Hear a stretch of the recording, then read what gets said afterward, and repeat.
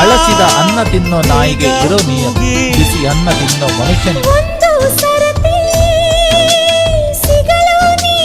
ಹಂಸವೇ ಹಾಡುವ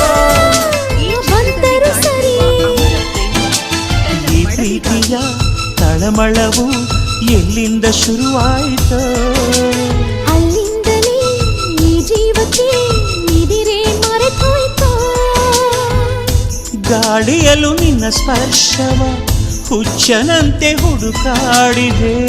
ಪ್ರೀತಿಸೋರು ನಾವು ಇರಲು ಸೋಲೇ ಇಲ್ಲ ಪ್ರೀತಿಗೆ.